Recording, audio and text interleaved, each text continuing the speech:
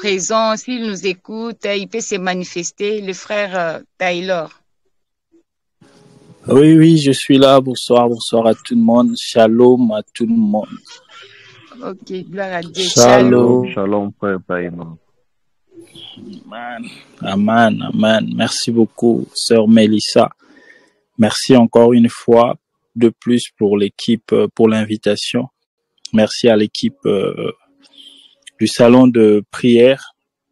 C'est toujours un plaisir de partager autour de la parole de Dieu, autour de la prière. Savoir comment prendre les directives de la part du Seigneur concernant un sujet particulier, concernant particulièrement cette année qui de commencer.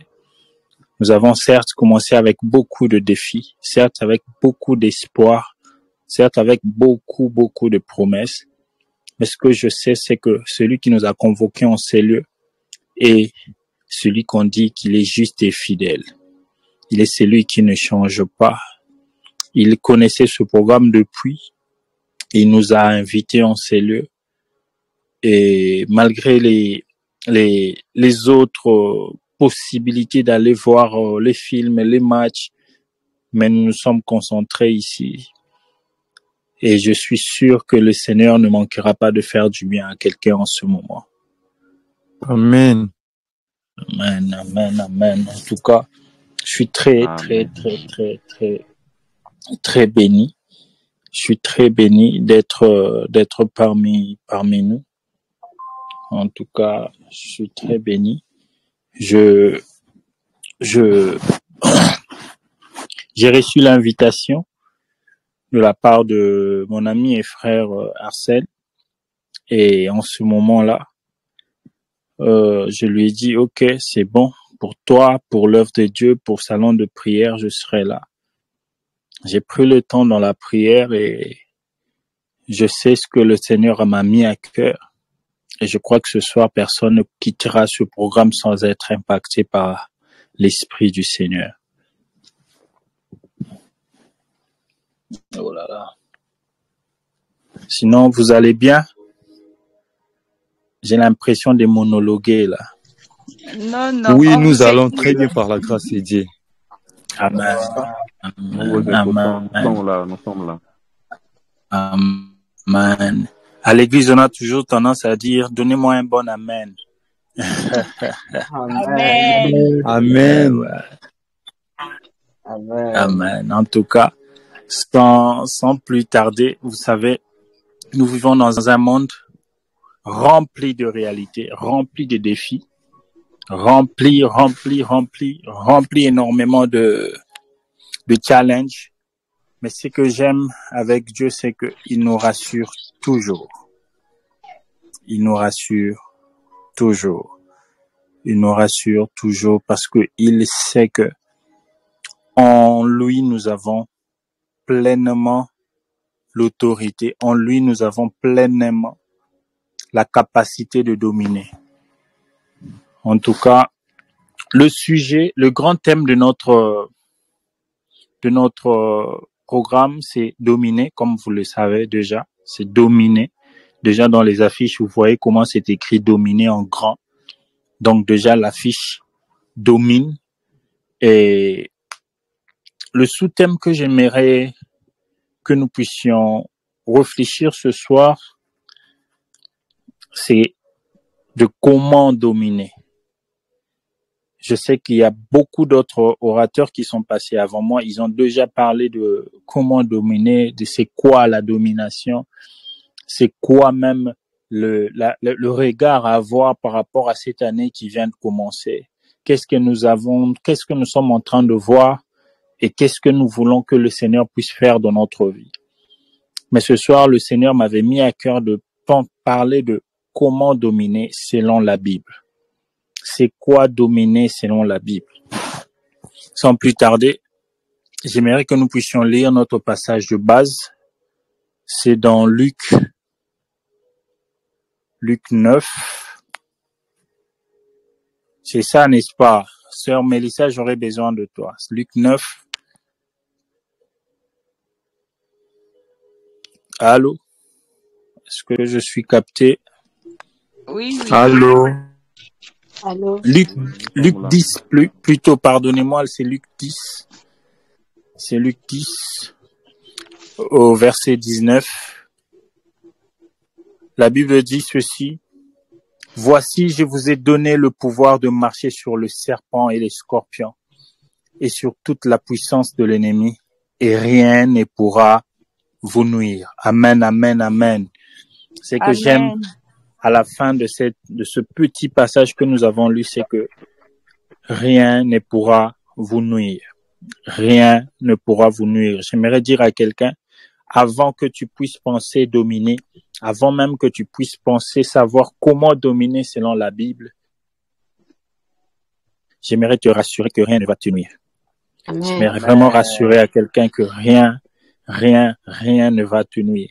Oui, certes, il y a des défis qui sont devant nous. Oui, certes, il y a des challenges dans lesquels nous sommes vraiment butés à faire face.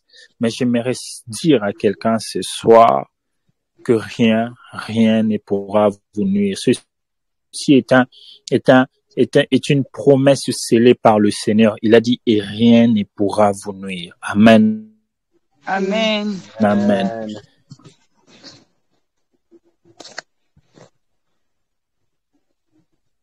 Et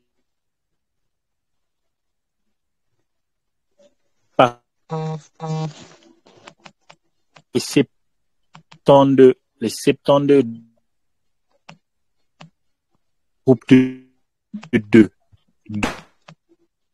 La moisson est grande, mais il quelqu'un tu es parmi les sélectionnés de Dieu et nous sommes des ouvriers. Nous sommes obligés d'être dans le champ de l'Éternel. Allô? J'ai l'impression que je suis en train de monologuer et ça me dérange un peu. Mais je crois que je vais faire avec.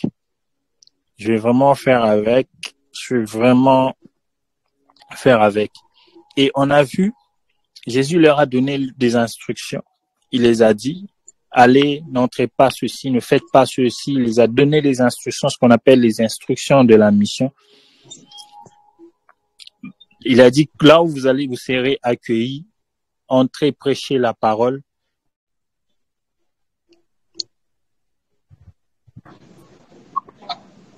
Allô? Et alors, allô? Oui, allô? Ok.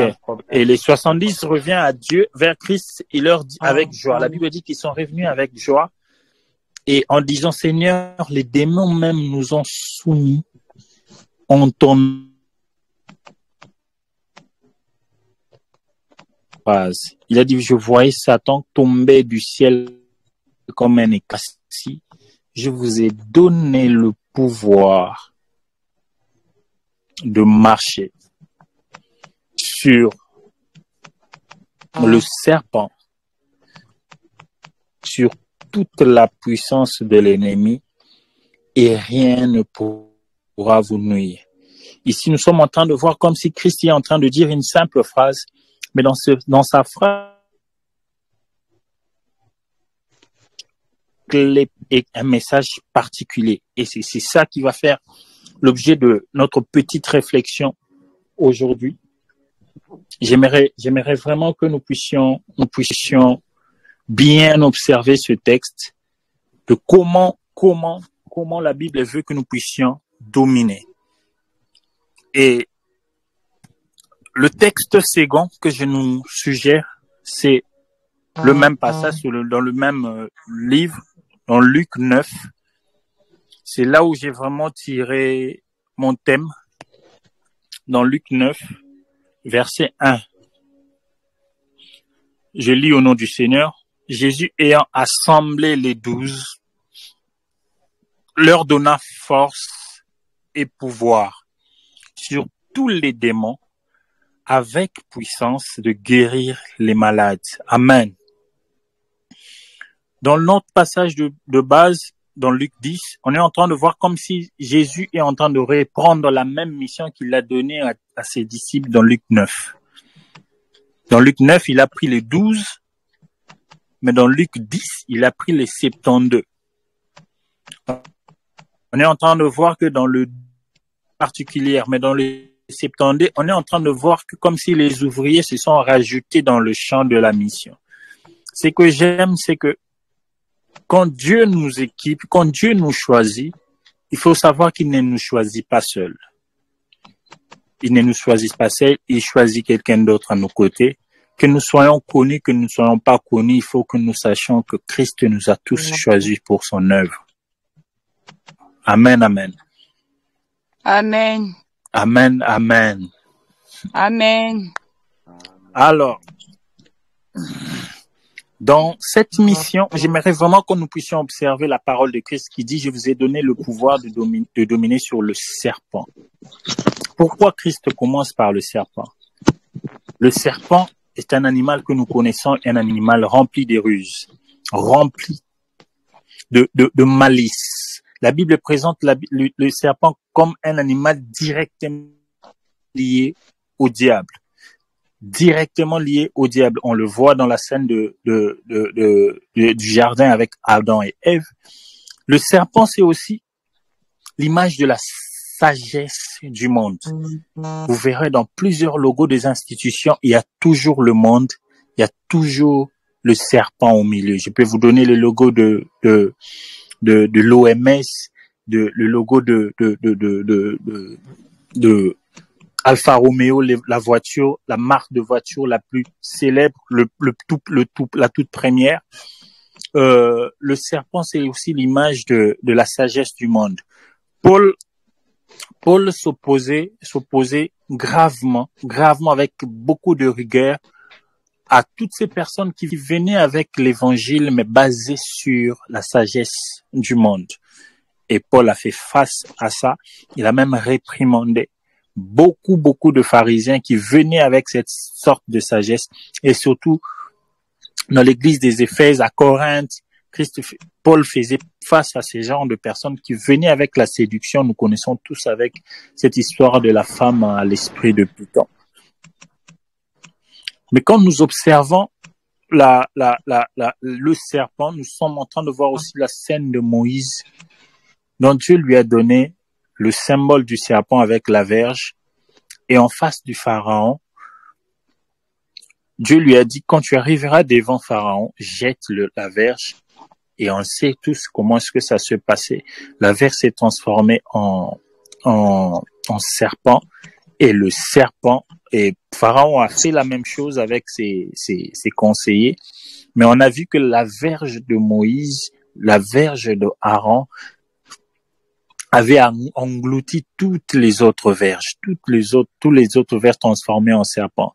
Depuis la Bible, depuis l'histoire, le serpent a un symbole très capital. Et j'aimerais vraiment me prendre un peu de temps sur 3 types de sagesse qui sont les images, 2 types de sagesse qui sont les images du serpent dans la Bible. Premièrement, dans 1 Corinthiens chapitre 2, au verset 6, j'aurais vraiment voulu que nous puissions lire ça, mais vu le temps, je ne sais pas si la sœur Mélissa peut m'aider à lire 1 Corinthiens 2. 1 Corinthiens 2, 2 à 6. On est en train de voir comment est-ce que l'apôtre Paul est en train d'exposer. D'exposer. Oui, tu peux lire, ma sœur. Je lis au nom de Dieu. Cependant, c'est une sagesse que nous prêchons parmi les parfaits. Sagesse qui n'est pas de ce siècle, ni des chefs de ce siècle qui vont être anéantis.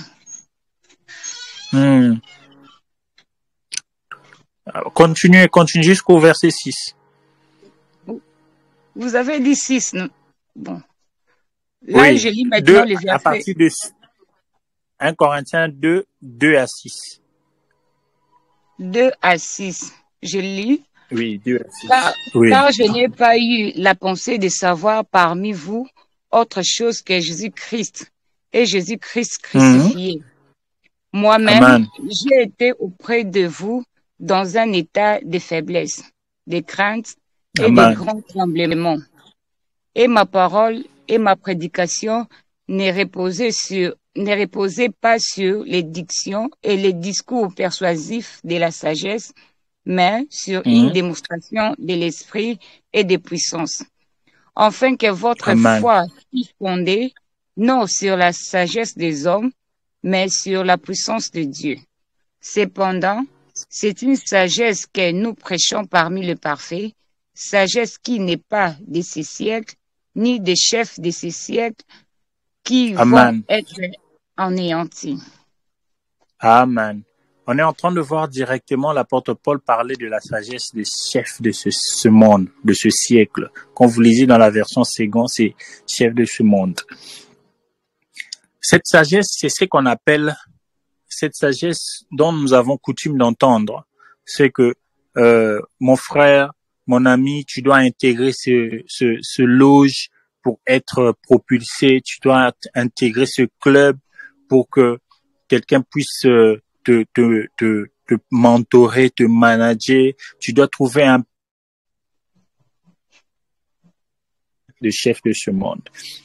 Cette sagesse nous éloigne toujours de la pensée de Dieu. Cette sagesse est loin d'être la vérité de l'évangile. Ça peut paraître beau, ça peut paraître propre, mais cette sagesse nous éloigne toujours du plan de Dieu. Et en second lieu, il parle de la sagesse du monde. Cette sagesse du monde, c'est ce que nous connaissons tous, comme on a toujours l'habitude de voir des citations de gauche à droite, comme quand on vous dit par exemple, moi namato et les kakamutute. Ce sont des sagesses, c'est bien, oui, par rapport à la société, oui, mais ce sont des sagesses qui ne coïncident pas toujours avec la pensée de la sagesse de Dieu. Et la sagesse de Dieu. Et la troisième sagesse, c'est la sagesse de Dieu. Paul dit que cette sagesse, elle est d'abord mystérieuse, elle est cachée. Et cette sagesse est réservée aux élus car elle est une folie pour les hommes de ce monde. Bien-aimés dans le Seigneur, cherchons la sagesse de Dieu. C'est avec la sagesse de Dieu que nous connaissons la pensée de Dieu. C'est avec la sagesse de Dieu que nous connaissons la volonté de Dieu. C'est avec la sagesse de Dieu que nous savons quoi faire, quoi poser comme acte en cette année qui commence. La première des choses que j'aimerais vraiment nous demander, c'est que nous puissions chercher premièrement la sagesse de Dieu. On peut beau planifier les choses, on peut beau faire des plannings concernant nos programmes annuels, mais sans la sagesse de Dieu, on ne saura même pas comment nous gouverner nous-mêmes et comment gouverner les autres. Dominer, c'est avoir Dieu avec soi. Dominer, ce n'est pas avoir l'intelligence de l'école, pas avoir l'intelligence de la famille, pas avoir les citations matin, midi, soir. Dominer, c'est une conscience véritable que nous devrons avoir, accompagnée de la sagesse de Dieu. Accompagné de la sagesse de Dieu. J'aimerais dire à quelqu'un en cette année, s'il y a parmi les choses que tu devras chercher vraiment matin, midi, soir, c'est la sagesse de Dieu. On peut voir dans l'histoire de Salomon, il a tout trouvé, il a presque tout trouvé. David avait presque gagné toutes les batailles, toutes les guerres possibles. Il a laissé à Salomon un pays en paix, un pays très calme. Les conflits avec les adversaires étaient presque tout anéantis, tout fini. Et quand Salomon accède à la royauté, la première des choses qu'il demande à Dieu, c'est la sagesse de gouverner, la sagesse de marcher avec Dieu. On ne peut rien faire en cette année nouvelle qui commence sans avoir Dieu comme partenaire. On ne peut rien faire en cette année sans avoir Christ, le Saint-Esprit qui nous donne la sagesse à nos côtés comme allié principal. Nous avons plein de défis en face. Il y a des moments dans la vie où on ne saura même pas quoi faire. On ne saura même pas quoi dire. On ne saura même pas trouver l'endroit où aller. Mais je sais une chose, tant que nous aurons la sagesse de Dieu à notre côté, quand nous aurons la sagesse de Dieu comme allié particulière, nous aurons toujours des réponses à nos problèmes. Nous aurons toujours des réponses à nos à nos problèmes, des réponses dont même les hommes ne pourront pas imaginer. Quand ça sera flou, quand ça sera noir, quand les tableaux deviendront de plus en plus noirs, c'est là où la sagesse de Dieu viendra illuminer notre regard, viendra illuminer notre chemin. La parole de Dieu, c'est notre sagesse ultime. La parole de Dieu, c'est notre sagesse ultime. Toutes les fois où nous voulons gagner, nous voulons marcher avec Dieu en étant dominateurs, nous devons avoir comme allié principal la sagesse de Dieu. Amen, amen. La deuxième image que le Christ nous donne après le serpent, et l'un des caractéristiques, vous verrez que l'un des caractéristiques du serpent, c'est que le serpent, le venin du serpent se trouve au niveau de sa tête. Et par là, j'aimerais dire à quelqu'un, tout ce qui est séduction de l'ennemi, tout ce qui viendra pour attaquer par devant, j'aimerais te dire que le Seigneur t'a déjà promis que rien ne pourra te nuire. Rien ne pourra te nuire. Rien ne pourra te nuire. La deuxième image que Christ nous donne, c'est le scorpion. Le scorpion est connu c'est vraiment un autre animal très bizarre, très dangereux et très venimeux. C'est un animal qu'on trouve dans le désert. C'est un animal qu'on trouve aussi caché dans les grottes, dans les grosses roches. Il se cache tellement qu'on ne sait même pas s'il se trouve réellement là. Et très souvent, nous avons tendance à aller nous reposer sur des pieds. Quand nous passons dans des moments difficiles de la vie, on trouve n'importe quoi comme appui. Et c'est là où le scorpion se cache. Quand nous passons par des moments difficiles et qu'on trouve une grosse pierre, on a tendance à aller s'asseoir et respirer un peu. C'est là où le scorpion vient nous attaquer. Mais j'aimerais rassurer à quelqu'un. C'est vraiment rassurer à quelqu'un que rien ne pourra te nuire. Rien ne pourra te nuire. Pourquoi? Parce que dans le premier chapitre que nous avons lu de la mission, dans Luc 9:1, nous avons lu que le Seigneur les a équipés de deux choses. Il les a donné le pouvoir et la force. La force et le pouvoir. C'est selon les versions. La Bible dit clairement qu'il les a donné le pouvoir. Voici, je vous ai donné. Et dans Luc 9:1, Jésus dit, la Bible dit, ayant assemblé les 12, leur donna force et pouvoir sur tous les démons. Le scorpion, c'est aussi l'image des démons qui nous attaquent par derrière. Ces genres d'ennemis qui nous attaquent par derrière, qui cherchent toujours à nous surprendre. Le serpent, vous verrez que dans deux images, le serpent mord, donne son venin par la bouche, mais le scorpion donne son venin par la queue. Et j'aimerais dire à quelqu'un, peu importe la nature de l'attaque, que ça soit de l'avant, que ça soit de derrière, que rien ne pourra te nuire. Ça, c'est une promesse que nous devons garder dans notre esprit. Amen. Christ l'a dit dans le même passage. Il a dit que je vous ai donné le pouvoir de dominer, de marcher sur le scorpion et les serpents et sur toute la puissance de l'ennemi, sur toute la puissance de l'ennemi. Et à la fin, il a dit, et rien ne pourra vous nuire, et rien ne pourra vous nuire. Et par là, j'aimerais vraiment entrer dans le vif du sujet en parlant de deux choses que le Christ nous donne. Nous devons savoir que si nous sommes réellement en Christ, nous possédons deux choses. Premièrement, nous possédons le pouvoir et la force. J'aimerais même en renverser cela. Nous possédons la force et le pouvoir. Dans Luc 9:1 que nous avons lu, la Bible dit que ils appelèrent le 12 et leur donna force et pouvoir. C'est quoi donc la force? La force en grec, c'est ce qu'on appelle dynamis. C'est cette capacité particulière que tout chrétien doit exercer ou utiliser dans sa vie quotidienne. Christ nous a donné le pouvoir. Ce pouvoir-là, cette dynamis-là, c'est cette onction particulière que nous avons en nous. Cette onction particulière que nous avons de faire les choses différemment des autres. J'aimerais dire à quelqu'un ce soir, chacun d'entre nous est unique. Ça ne sert à rien d'envier les autres. Chacun d'entre nous a reçu sa part. Chacun d'entre nous a reçu ce que Dieu a déposé dans son cœur, dans son corps, dans ses mains, dans son esprit, dans son âme et dans son corps. Chacun d'entre nous est spécialement équipé pour une mission particulière. Le dynamisme, c'est cette capacité donc de faire les choses qui étonnent les autres, mais cette chose, en réalité, pour nous, ça semble être normal. Quelque chose que nous trouvons normal, mais pour les autres, c'est extraordinaire. C'est ce qu'on appelle le dynamisme. Dans d'autres termes aussi, on appelle ça talent.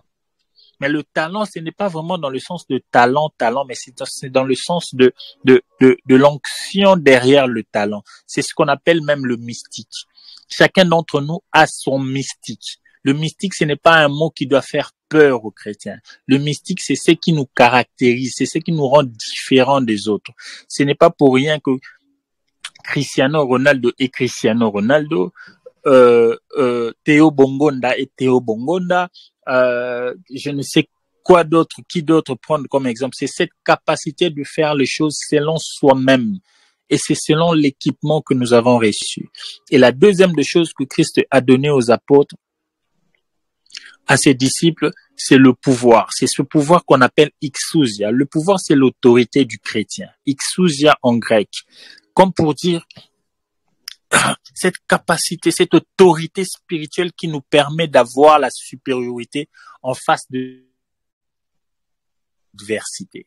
Je sais que cette année est remplie de défis. Je sais que chacun d'entre nous, il y a même ici parmi nous des gens qui sont en plein dedans dans le combat. Ils sont en plein milieu des batailles. J'aimerais te rassurer que en toi, il y a le pouvoir de faire taire l'adversité. En toi, il y a le pouvoir de faire taire toute tempête qui est en train de souffler dans ta vie. Amen, amen, amen. Est-ce que nous sommes là ce soir? Amen. Est-ce que nous sommes là ce soir? Amen. Est-ce que nous sommes là ce soir? J'aimerais dire à quelqu'un que tu as reçu le pouvoir. L'exousia, c'est un pouvoir d'autorité, d'influencer toutes choses autour de nous. Nous avons ce pouvoir-là de dominer. Quand nous parlons domination, quand nous parlons dominer en 2024, quand nous parlons dominer comme selon le modèle de la Bible, c'est vraiment exercer, mettre en avant cette autorité-là. Il y a des jours où nous sentons que la chose ne va pas bien. Les choses ne vont pas bien à la direction dans laquelle nous voulons que les choses puissent aller. J'aimerais dire à quelqu'un que en toi, il y a le Christ. En toi, il y a ce pouvoir-là. Christ nous a dit, je vous ai donné le pouvoir de dominer. Le pouvoir de dominer, ça veut dire que si tu ne domines pas, c'est ton affaire. Si tu ne domines pas, c'est parce que toi, tu ne veux pas dominer. Il ne s'agit pas de quelqu'un d'autre qui va venir dominer à ta place. Il ne s'agit pas de quelqu'un d'autre qui va dominer à la place de ta femme. C'est toi qui dois te lever et dire que j'ai reçu le pouvoir. Maintenant, je dois dominer. Imaginez un enfant du président qui va se justifier devant un soldat de Soussiat pour lui dire que je suis enfant du président. Ça ne se passe pas. Ce n'est pas concevable. Si je suis le fils du roi, si je suis la fille du roi, j'exerce pleinement l'autorité qu'il y a dans le roi. J'exerce pleinement l'autorité du royaume. Pareil que Christ nous a donné l'autorité, il nous a donné le pouvoir, c'est pour que nous puissions dominer. Tout esprit qui nous combat, tout esprit qui sera en face de nous, tout obstacle qui sera en face de nous. J'ai aimé ce que le frère qui a exhorté hier a dit, qui es-tu grande montagne devant Zorobabel? Tu seras aplani. On ne peut aplanir de montagne que quand on est conscient, quand on est conscient du pouvoir, de l'autorité que nous avons, de l'autorité que nous portons en Jésus-Christ. L'autorité que nous avons en Jésus-Christ se résume en deux choses. C'est le nom, la foi que nous avons en lui et son nom que nous portons en nous. C'est pour cela que nous prions au nom de Jésus, les démons sortent. C'est pour cela que nous prions au nom de Jésus, les démons obéissent. C'est pour cela que nous prions au nom de Jésus et les dominations, ça. Ne priez pas contre le sang et la chair, mais contre les dominations. Oui, l'ennemi aussi a ces dominations. Mais en nous, nous avons le pouvoir. En nous. La Bible dit, Christ dit, et sur toute la puissance de l'ennemi. La puissance de l'ennemi s'éclate en chaîne. En chaîne. Mais nous avons le pouvoir. J'aime souvent donner cette illustration. Les gardes du corps de président sont armés. C'est eux qui mettent des armes autour de lui. Ils sont vraiment bien baraqués en termes de munitions, ainsi de suite. Mais ils sont puissants. Mais le président de la République, c'est toute une institution. Lui, c'est lui qui a le pouvoir. Ça veut dire que celui qui a le pouvoir ordonne à celui qui a la puissance de quitter. Quand un président de la République se lève et dit à son garde du corps, va te mettre à gauche. Il va aller se mettre à gauche parce que c'est lui qui a le pouvoir. Et Christ nous donne ce message clé en nous disant que nous avons le pouvoir. Il nous a donné le pouvoir sur tout esprit, sur toute la puissance de l'ennemi. Imaginez maintenant qu'un petit démon vient déranger ta vie, vient déranger tes études, vient déranger tes finances, vient déranger tes projets. Donne-lui l'ordre de le quitter. On ne négocie pas avec l'ennemi, on leur donne de quitter parce que en nous avons le pouvoir. Amen, amen. C'est ça ce qu'on appelle dominer. C'est ça ce qu'on appelle dominer. On ne domine pas en négociant, on domine en ordonnant. On ne domine pas en négociant, je le répète, on domine en ordonnant. Si on donne des ordres, les démons, les esprits doivent obéir. C'est ce qui s'est passé dans cette scène de Luc 10-19 que nous avons lu, que les disciples sont allés dans le terrain de la mission et ils ont chassé les démons. Pendant qu'ils étaient en train de chasser les démons, en train de voir le diable lui-même en train de tomber comme un éclair. Nous savons que en Christ, nous avons le pouvoir. En Christ, nous avons la domination. Parce que la Bible dit que en lui reposera la domination. Quel pouvoir que Christ nous a encore donné. Il n'a pas voulu partager son autorité, garder son autorité pour lui-même. Il a préféré nous partager son autorité. J'aimerais réveiller la conscience d'un chrétien que tout ce qui te tourmente, que tout ce qui dérange ta vie, en ce soir, en ce jour, pendant cette période que nous avons choisi de nous mettre à côté pour chercher la face de Dieu dans la prière, je crois fermement que les choses vont bouger. Les choses vont vraiment bouger. Exerce ton autorité, exerce ton pouvoir, exerce ta domination.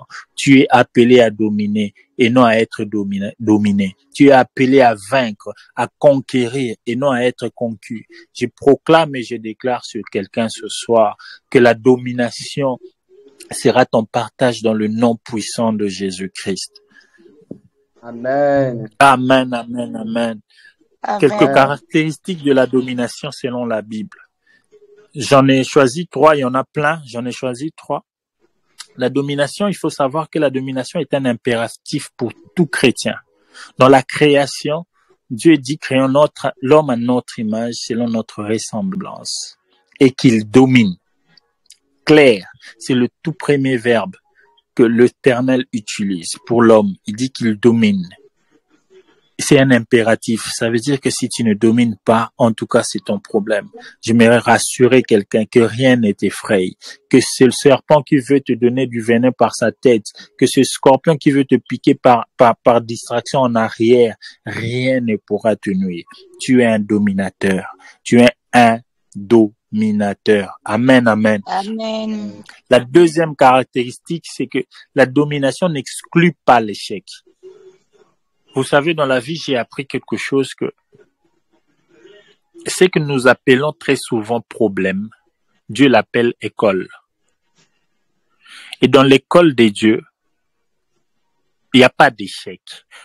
Ce qui peut paraître échec devant nous, dans l'école des dieux, c'est juste une forme d'apprentissage. J'aimerais dire à quelqu'un, il arrivera que tu fasses une démarche pour les visas et que ça ne marche pas. Il arrivera que tu introduises un dossier, que tu reçoives une forme de refus. Mais ça ne veut pas dire que tu deviens un échec. Ça ne veut pas dire que tu cesses d'être dominateur. C'est dans la domination, souvent nous rencontrons l'échec. Mais ce que j'aime avec la parole de Dieu est que tout échec du passé devienne des instruments de témoignage du futur. Pourquoi? Parce que en nous, Dieu a placé l'autorité de témoigner. La Bible dit, ils l'ont vécu à cause du sang de l'agneau et de témoignage de leur bouche. Je suis en train de paraphraser. Et la troisième caractéristique de la domination, c'est la domination est une promesse d'alliance. C'est une promesse d'alliance. Je vais rappeler à quelqu'un, je ne sais pas si la sœur Mélissa est là. J'aimerais que tu prennes... Allô, la sœur, tu es là? Je suis là. Ouais. Tu peux prendre Genèse 22. Genèse 22. Je peux lire aussi moi-même. Hein. Genèse 22. Allô? Allô? 16. Genèse 22, verset 16. La Bible dit... 16 à 18.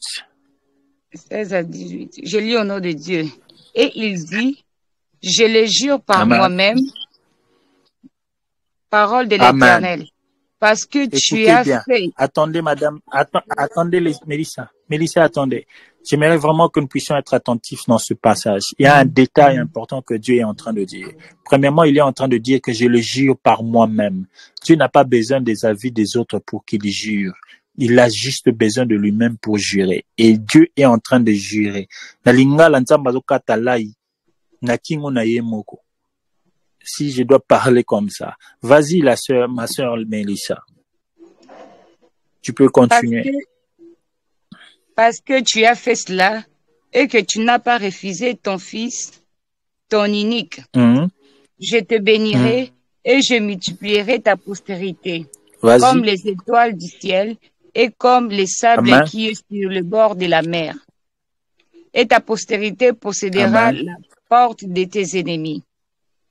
Toutes les nations de la terre seront bénies à ta postérité parce que tu as obéi à ma voix. Amen, amen. Est-ce que tu peux reprendre le verset 17? Le verset 17. Je reprends. Je te bénirai et je multiplierai ta postérité. Je te bénirai et je multiplierai ta postérité comme les étoiles du ciel et comme le sable qui est sur le bord de la mer. Et ta postérité possédera les portes des ennemis. Est-ce que quelqu'un est en train de voir ce qui est dit ici? Yes. Non seulement le Seigneur est en train de bénir, il est en train de déclarer des paroles de bénédiction, il a promis, c'est une alliance, comme j'étais en train de le dire. La domination est une alliance avec Dieu, c'est une promesse d'alliance. On est en train de voir Dieu en train de jurer.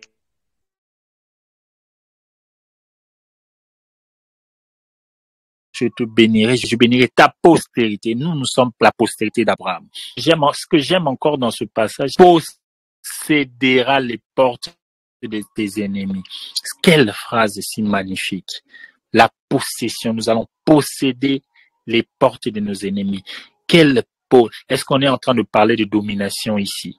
Oui, on est en train de parler de domination. Posséder les portes de l'ennemi, c'est posséder tout ce que l'ennemi voudra comploter contre nous, parce que les portes des nations, ici on est en train de faire allusion aux portes des nations, là où se prenaient toutes les décisions de la ville. Et la Bible dit, Dieu jure par lui-même, il a dit que je te bénirai, je multiplierai ta postérité, et ta postérité possédera les portes de ses ennemis. Ça veut dire que tout ce que l'ennemi voudra comploter contre nous en cette année, nous avons déjà l'avantage de dominer sur eux. Nous avons déjà l'avantage de posséder les portes de nos ennemis. Ils n'auront même pas le temps de comploter contre nous, même s'ils commençaient déjà à comploter. Puisque la domination est une promesse d'alliance pour nous, l'ennemi ne pourra jamais nous nuire. J'aimerais dire à quelqu'un, je le déclare ce soir, que rien ne pourra nous nuire. Je le rappelle encore à chacun d'entre nous. Peu importe dans quelle situation tu te retrouves, retiens ceci. Rien ne pourra te nuire. Rien ne pourra te nuire. Amen. Alors, j'étais en train de lire Jean 3. Comment dominer? J'étais en train de dire comment dominer selon la Bible. Premièrement, j'ai donné le passage de Jean 3,16. Car Dieu a tant aimé le monde et qu'il a donné son Fils unique afin que quiconque croit ne périsse point, mais ait la vie éternelle. Le deuxième passage que j'ai donné, c'est Jean 15, verset 13. La Bible dit clairement, il n'y a pas de plus grand amour que donner sa vie pour ses amis. Et le troisième passage que j'aimerais donner à chacun d'entre nous, à ceux qui écrivent surtout, c'est 1 Jean 3,16. 1 Jean 3,16. 1 Jean 3,16. J'ai commencé par Jean 3,16. Après, je suis allé dans Jean 15, 13. Maintenant, je suis dans 1 Jean 3,16 qui dit « Nous avons connu l'amour. On sait qu'il a donné sa vie pour nous. Nous aussi, nous devons donner notre vie pour les frères. » Bien-aimés dans le Seigneur, nous savons que dominer, c'est avoir le pouvoir. Dominer, c'est exercer son autorité. Dominer, c'est exercer son charisme. Dominer, c'est posséder les choses. Oui, mais comment dominer? Comment dominer? Et par là, j'aimerais vraiment que nous puissions réfléchir sur ces trois passages que j'ai eu à épingler. Jean 3,16, Jean 15, 13, 1 Jean 3,16. Premièrement, comment dominer? J'aimerais dire à quelqu'un, pour dominer, il faut que tu donnes. Il faut donner. La Bible nous présente Christ comme celui qui nous a, le Père comme celui qui nous a donné Christ. Il a donné celui qu'il avait de plus précieux. Bien-aimé dans le Seigneur, il n'y a pas plus grande capacité dans cette vie sur terre de domination que dans le fait de donner. La deuxième des choses que j'aimerais dire en ce qui concerne comment dominer selon la Bible, c'est après avoir donné, il faut se donner.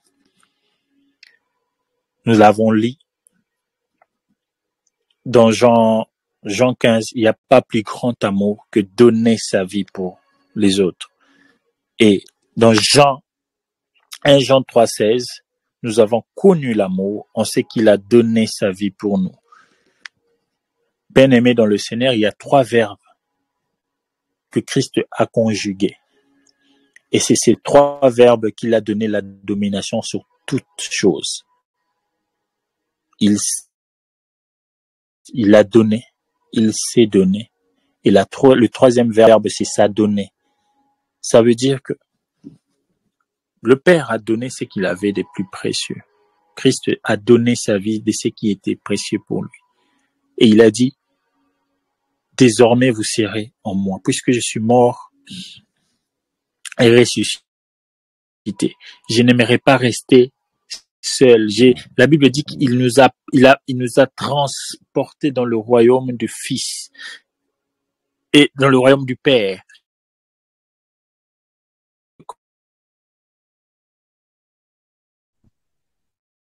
Du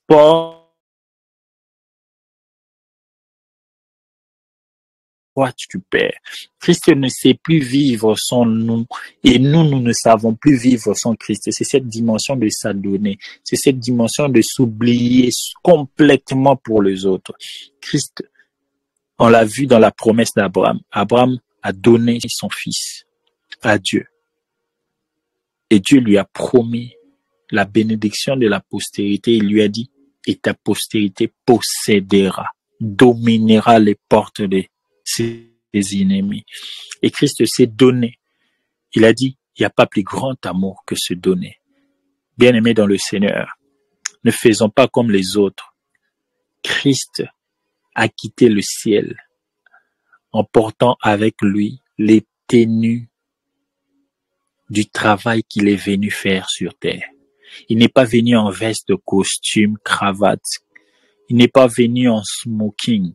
Christ est venu en tenue d'humilité. Il est venu en tenue du plus faible. La Bible dit qu'il n'avait rien pour attirer le regard. Toutes les fois où nous pensons faire les choses pour que nous toutes les fois où nous penserons faire les choses pour que nous soyons connus, toutes les fois où nous poserons des actes pour que le monde puisse nous voir, nous sommes en train de nous déclasser du plan de Dieu. Pour dominer, la parole de Dieu nous donne un passage merveilleux. merveilleux. C'est dans ce passage que j'aimerais conclure mon intervention et j'aimerais lire. J'aimerais que nous puissions ouvrir nos Bibles dans Philippiens 2, chapitre 3 et 10, jusqu'à 10. Philippiens 2, 3 à 10. La Bible dit ceci. Ne faites rien par esprit de parti ou par vaine gloire, mais que l'humilité vous fasse regarder les autres comme étant au-dessus de vous. Que chacun de vous, au lieu de considérer ses propres intérêts, considère aussi ceux des autres. Ayez en vous le sentiment qui était en Jésus-Christ, lequel existant en forme existant en forme de Dieu, n'a point regardé comme une proie arrachée d'être égal avec Dieu. Mais il s'est dépouillé lui-même en prenant une forme de serviteur, en devenant semblable aux hommes et en ayant paru comme un simple homme. Il s'est humilié lui-même, se rendant obéissant jusqu'à la mort, même jusqu'à la mort de la croix. C'est pourquoi aussi Dieu l'a souverainement élevé et qu'il a donné le nom au-dessus de tout nom, afin qu'au nom de Jésus, tout genou fléchisse dans les cieux, sur la terre et sous la terre, et que toute langue confesse que Jésus-Christ est Seigneur à la gloire du Père. Bien-aimé dans le Seigneur, Christ s'est humilié. Christ s'est rendu serviteur des autres. Toutes les fois où nous voulons avoir une domination, toutes les fois où nous voulons être élevés, parce qu'on peut penser être dominant selon le monde en ayant tout ce que nous voulons. Oui, c'est bien, mais la pensée de Dieu de la domination, pour que Christ soit élevé au-dessus de tout nom, il fallait qu'il soit abaissé plus que tout le monde. Il devait être le serviteur de tous. J'aimerais vraiment attirer nos cœurs à ce sens d'humilité. J'aimerais vraiment attirer nos cœurs à ce sens de service, à ce sens de s'oublier pour les autres, à ce sens de ne pas regarder ses propres intérêts. En 2024, si on tourne nos yeux vers Dieu, il nous dira une seule chose: donne ta vie pour les autres et moi, je te donnerai mon identité. Donne ta vie pour les autres et je te placerai au-dessus de tout. Un peu comme Christ, le schéma ne change pas.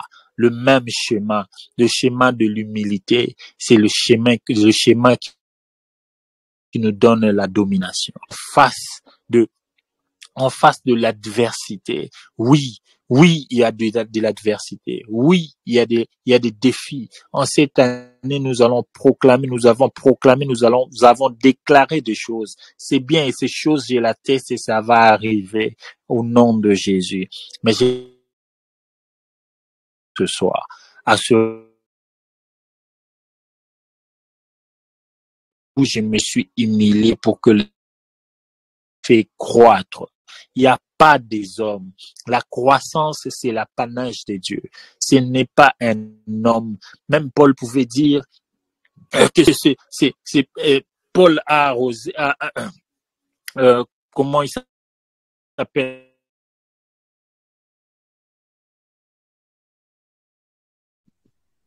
Peuvent arroser qui fait croître. Si nous voulons vraiment avoir le pouvoir, devenir un arbre qui donne beaucoup de fruits, au point où les autres viennent trouver de l'ombre, au point où les autres viennent trouver des fruits agréables, il faut que nous commençons par être ces grains qui tombent dans le sol, dans la terre, et que nous puissions donner de bons fruits. Nous ne pouvons pas aller loin si nous ne sommes pas serviteurs des autres. Nous ne pouvons pas servir Dieu sans être dans l'attitude de l'humilité. C'est dommage, c'est dérangeant. C'est même fatigant de voir que chacun d'entre nous prépare sa meilleure tenue pour venir se présenter devant le peuple. C'est très bien. Mais Christ, quand il est venu sur cette terre, il a préféré que lui, le Créateur, soit humilié par la créature. Imaginez simplement que les créatures sont en train de déshabiller le Créateur. Ils sont en train de le fouetter. Ils sont en train de le maltraiter. C'est là où il était en train de gagner les plus grandes batailles de l'humanité. C'est dans l'humilité que nous gagnons les plus grandes batailles de l'humilité. J'aimerais vraiment inviter chacun d'entre nous à se poser des questions. Suis-je humble? Suis-je serviteur de mon frère? Suis-je serviteur de ma sœur? Est-ce que je suis capable de me sacrifier pour que cette œuvre puisse avancer, pour que l'autre puisse avancer, pour que l'autre puisse aller de l'avant? Qu'est-ce que je fais? Qu'est-ce que je place comme sémence de moi-même autour de moi pour que les autres soient vus à la place que moi je sois d'abord vu? Nous courons derrière les ministères, nous courons derrière que nos noms, nos visages soient connus dans les affiches à gauche, à droite. Je ne suis pas contre, mais j'aimerais vraiment nous rappeler ces choses. Christ a été élevé. Il a reçu le nom au-dessus de tout nom. La Bible dit, afin que tout genou fléchisse. Afin que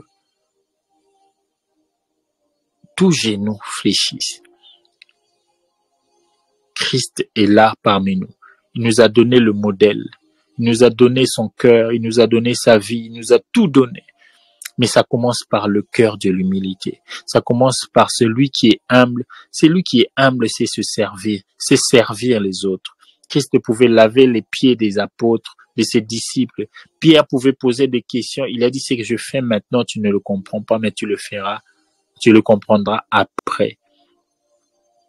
C'est dans cette atmosphère que j'aimerais vraiment inviter chacun d'entre nous à faire une forme d'introspection, à chercher à savoir c'est quoi ce que je vais dominer. Je vais dominer sur mes ennemis. Oui, les ennemis ne vont pas s'arrêter parce que j'aime ce passage dans Psaume 23 qui dit « Il dresse devant moi une table en face de mes adversaires. L'adversité ne prendra jamais fin tant que nous serons sur cette terre. » Mais tout ce que nous devons faire, c'est de nous concentrer sur la table dressée. Les adversaires, c'est Dieu qui va s'en occuper. Mais est-ce que je suis prêt à m'humilier pour que mon frère puisse trouver gain de cause, pour que l'œuvre de Dieu puisse avancer, pour que les autres soient vus, pour que moi je me sois effacé? Christ n'a pas regardé les choses dans la dimension de Dieu. Il s'est dit, pour sauver l'homme, il faut que je vienne avec la tenue de l'humilité. Il faut que je vienne avec la tenue du serviteur. Il faut que je vienne avec la tenue de celui qui se sacrifie pour les autres. J'aimerais inviter chacun d'entre nous à réfléchir dans cet angle-là. J'aimerais inviter chacun d'entre nous à se poser des questions. Est-ce que je suis vraiment humble? Est-ce que je suis vraiment humble? Est-ce que je suis vraiment prêt à me donner? Est-ce que je suis prêt à donner? Est-ce que je suis prêt à s'adonner, à m'oublier complètement, à vivre, non pas pour mes propres intérêts? Je le sais que vivre pour les autres, se sacrifier, c'est un risque. Parce qu'on n'a toujours pas reçu la même chose, la même réponse. Christ n'a pas regardé ces choses. Il n'a pas dit que ces hommes pour lesquels je suis venu mourir, ils vont encore me rejeter. Après ma mort, même après ma résurrection, il y aura encore d'autres qui vont me rejeter. Christ n'a pas regardé cela. Il a fait sa part. Chacun d'entre nous doit faire sa part. Chacun d'entre nous doit faire sa part. J'aimerais vraiment, vraiment inviter chacun d'entre nous à faire sa part. Vraiment à faire sa part. Et la part de l'humilité. Retenez que l'ennemi n'aura pas de pouvoir sur nous en 2024. Parce que c'est une assurance. Personne ne perdra un membre de famille. Personne ne perdra son boulot. Personne ne perdra son enfant. Nous serons tous, à la fin de cette année, en train de témoigner. Parce que le Seigneur nous a promis. Rien ne va nous nuire. Oui, les sagesses de ce monde sont nombreuses, mais la sagesse de Dieu, c'est notre allié principal. C'est cette sagesse-là que nous devons marcher avec dans cette année 2024. Sans la sagesse, nous ferons les choses avec précipitation. Mais j'aimerais rassurer à quelqu'un. Pour clôturer, il y a 3 verbes à corriger dans la vie. Donner, se donner et s'adonner. C'est les 3 verbes qui résument l'amour. C'est les 3 verbes qui résument l'humilité. C'est les 3 verbes qui résument la clé de l'élévation. La clé de l'élévation se trouve dans l'humilité. Christ s'est vraiment abaissé. Christ s'est vraiment abaissé. Il a été dépouillé de lui-même. Il s'est donné vraiment, complètement. Et la Bible dit, il a été élevé, souverainement élevé, au-dessus de tout, afin qu'au nom de Jésus, tout genou fléchisse. Aujourd'hui, nous avons le pouvoir, nous avons le privilège de chasser les démons au nom de Jésus, parce que ce nom-là a été le nom qui a été le plus humble, le plus humilié de tous. C'est le nom qui s'est donné, c'est la personne qui s'est donnée plus que tout le monde. Et il a été élevé.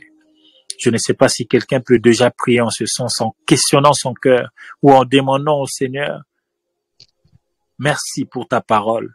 J'aimerais te ressembler. Je n'aimerais pas te ressembler parce que j'écrase mes ennemis, parce que je domine sur l'année, parce que le succès est attaché à moi. Le succès est attaché à celui qui est humble. Le succès est attaché à celui qui sait se servir, qui sait servir les autres, qui sait se mettre à la place des autres. J'aimerais nous inviter à la prière. Père, je te prie, touche le cœur de quelqu'un en ce soir. Seigneur, tu nous as parlé. Touche la vie de quelqu'un ce soir. Nous voulons avoir un cœur humble. Nous voulons avoir un cœur différent. Nous voulons avoir un cœur de service. Seigneur, nous te supplions. Père, je prie. En cette année, tu nous as donné des garanties. En cette année, tu nous as donné des garanties. Père, je prie. Apprends-nous à être humble. Apprends-nous à être humble. Apprends-nous à être humble. Apprends-nous à être humble. Apprends-nous à nous effacer pour les autres. Je te prie, Père, au nom de Jésus. Au nom de Jésus. Au nom de Jésus. Au nom de Jésus. Au nom de Jésus. Au nom de Jésus. Sois avec nous, Seigneur. Sois avec nous. Change nos cœurs. Seigneur, si autrefois nous commençons déjà à prendre le dessus, nous commençons à nous dire que ça suffit, nous sommes suffisamment prêts. Seigneur, regarde nos cœurs. Et si tu ne trouves pas l'humilité, Seigneur, corrige-nous. Nous nous répentons toutes les fois où nous avons été orgueilleux. Nous nous répentons toutes les fois où nous avons cherché nos propres entiers. Oui, nous te prions, Père. Du bien parce que Oh Père, nous te prions. Nous te prions. Merci beaucoup à toute l'équipe. Que Dieu vous bénisse.